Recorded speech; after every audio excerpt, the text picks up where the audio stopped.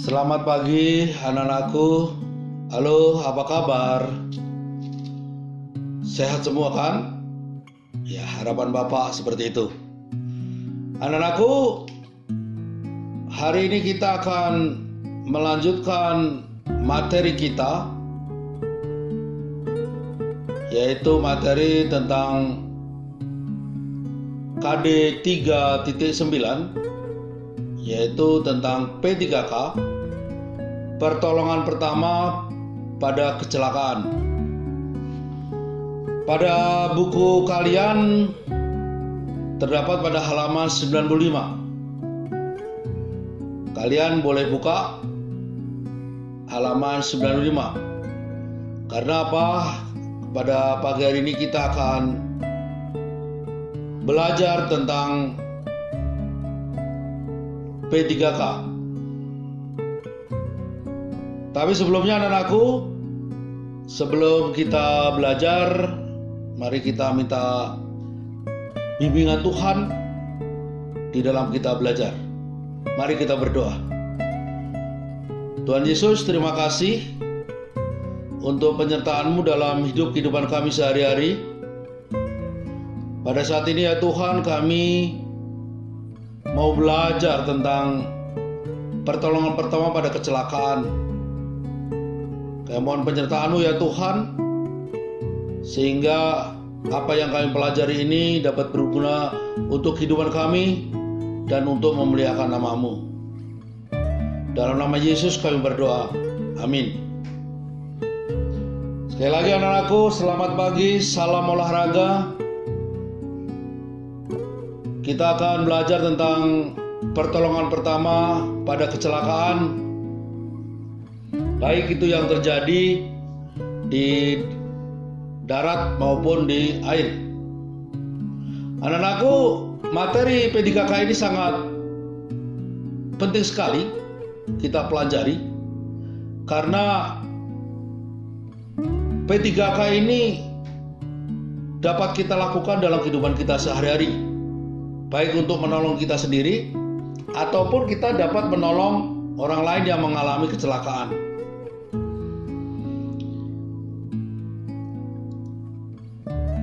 Tetapi sebelum kita belajar tentang P3K, anakku, kita harus tahu tentang dasar-dasar penyelamatan.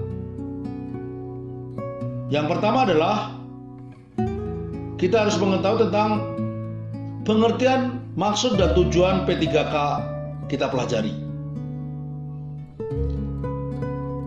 Pengertian P3K atau pertolongan pertama pada kecelakaan yaitu upaya memberikan pertolongan pertama secara dini atau cepat sebelum penderita dibawa ke rumah sakit atau tempat perawatan kesehatan.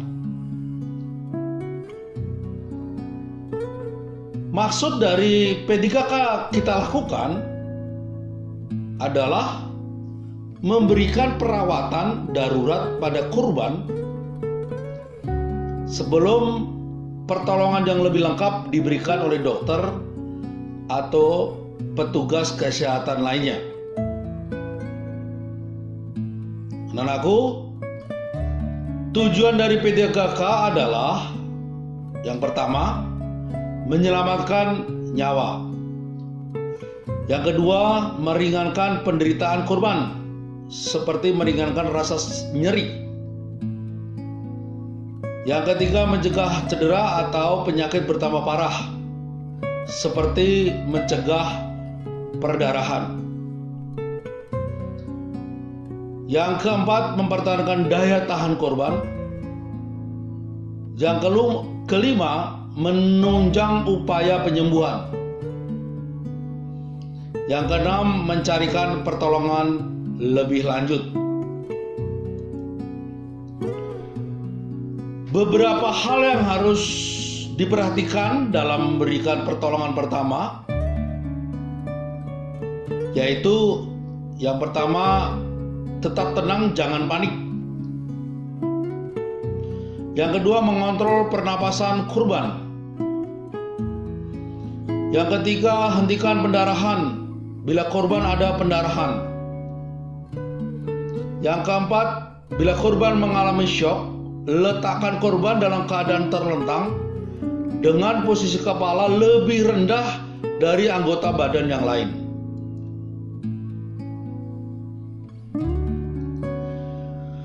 Jenis-jenis luka akibat kecelakaan dan cara pertolongannya. Bagian tubuh dianggap luka apabila ada kerusakan, robek, atau terputus pada bagian tertentu akibat suatu kecelakaan. Penyebab kecelakaan antara lain tergores, tertusuk, terpukul, terbakar, digigit, dan lain-lain. Di bawah ini ada contoh memberikan pertolongan pada luka ringan, luka memar, dan luka gores atau iris. Yang pertama, luka memar. Luka memar adalah kerusakan jaringan di bawah kulit yang diakibatkan oleh benturan atau pukulan. Ciri-cirinya, warna kulit membiru, ada kalanya ada pembengkakan. Cara pertolongannya yang diberikan adalah mengompres bagian yang memar dengan es yang telah dibungkus kain atau kain yang dibasahi air dingin. Jika perlu, luka dibalut menggunakan pembalut penekan.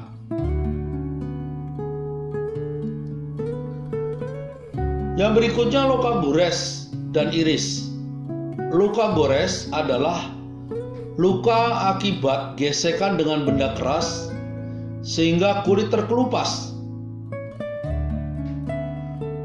Luka iris adalah luka akibat sayatan benda tajam, umumnya bentuk lukanya memanjang.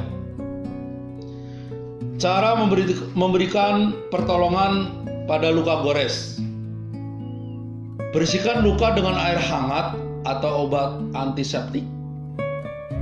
Yang kedua, tutup luka dengan pembalut.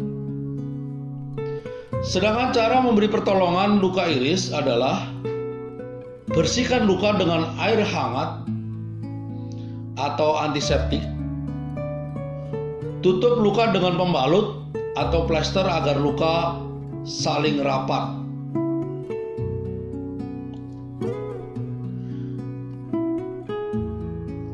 Peralatan P3K dan cara penggunaannya, serta obat-obat P3K.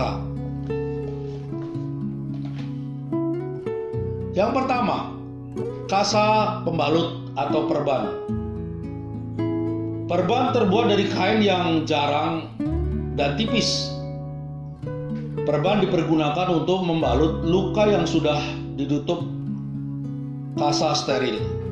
Yang kedua, kasa steril, yaitu kasa yang sudah disterilkan, digunakan untuk menutup luka perban. Kasa steril adalah kain yang bebas dari kuman-kuman penyakit. Yang ketiga, yaitu plester. Digunakan untuk melekatkan kasa penutup agar tidak terlepas. Dalam melekatkan kasa penutup, plester ditempatkan pada beberapa tempat dan jangan melewati bagian tengah luka. Yang keempat atau D, plester obat. Plester obat atau plester yang mengandung obat biasanya digunakan untuk menutup luka kecil yang telah dibersihkan, misalnya akibat teriris atau tersayat benda tajam. Pada permukaan tengah plester terdapat lapisan yang mengandung obat. Yang E, pembalut segitiga atau mitela. Pembalut segitiga biasanya digunakan untuk korban yang mengalami kecelakaan seperti patah tulang lengan, luka di kepala, atau cedera pada sendi lutut. Pembalut segitiga terbuat dari kain putih dengan ukuran 90 cm dan 120 cm. Pinggirnya tidak dijahit agar ketika dipakai tidak menekan luka atau cedera. Yang F, kapas. Kapas digunakan untuk membersihkan luka atau mengoleskan obat. Biasanya sebelum digunakan, kapas terlebih dahulu dibasahi dengan air bersih yang steril atau larutan pembersih luka. Setelah itu baru dipakai untuk membersihkan luka yang kotor. G, gunting. Gunting yang digunakan sebaiknya gunting perban tahan karat. Yang A, H, lampu senter. Lampu senter digunakan untuk melihat luka tertentu agar lebih jelas. Misalnya suatu benda yang masuk ke telinga atau melihat benda yang sangat kecil di dalam luka.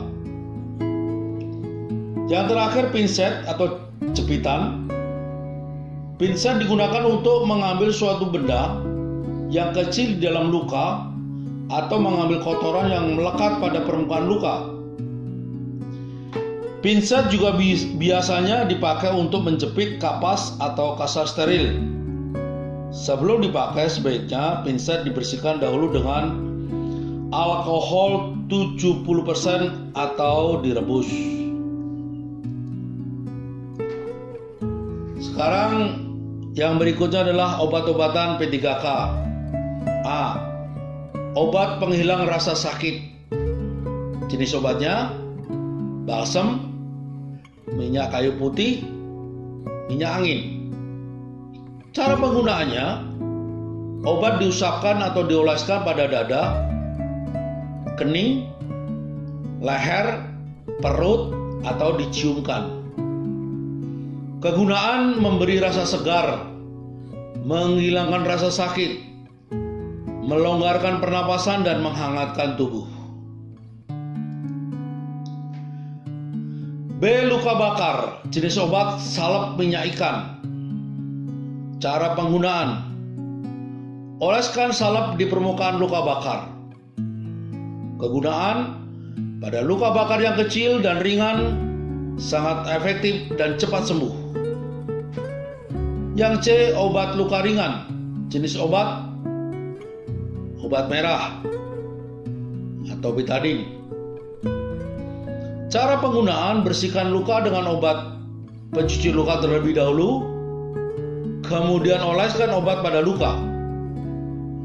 Kegunaan, mempercepat penyembuhan pada luka yang ringan seperti benda yang tajam dan menghindari luka dari kotoran agar tidak infeksi. Obat penyadar orang pingsan. Jenis obat amoniak cair 25% dan iodeklorid. Cara penggunaannya, basahi kapas dengan amoniak atau iodeklorid, kemudian kapas didekatkan atau diciumkan di hidung korban sampai korban sadar. Obat pencuci luka. Jenis obat larutan betadine, alkohol 70%, bore water.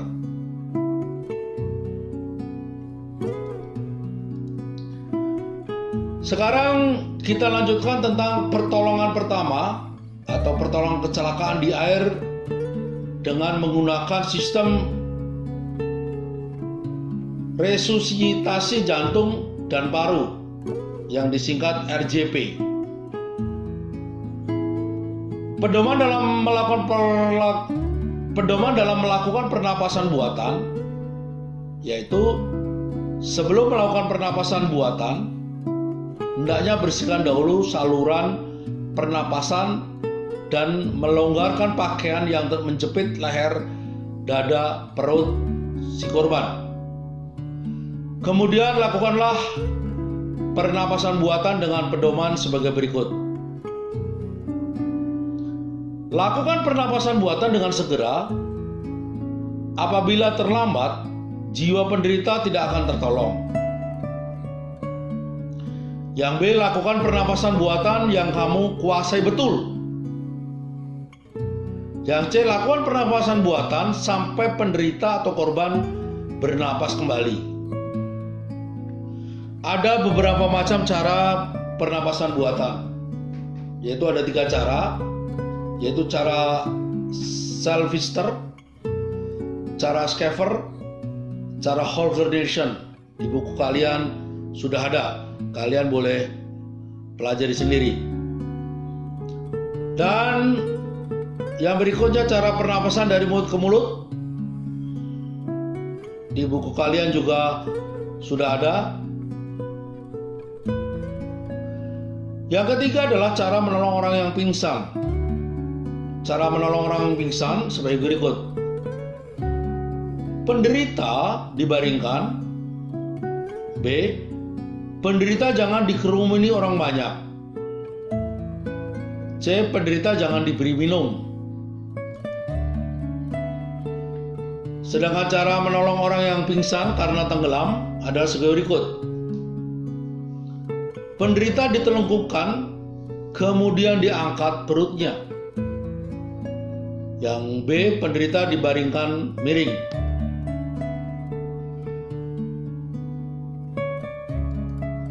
Ya anak-anakku, sampai di sini materi kita tentang pertolongan pertama pada kecelakaan. Kalian boleh pelajari kembali, pelajari ulang. Dan setelah ini kalian boleh kerjakan soal-soal latihan yang ada pada buku kalian pada halaman 103 sampai 104. Nanti kita cocokkan secara bersama-sama. Sekian anak-anakku. Terima kasih. Salam olahraga.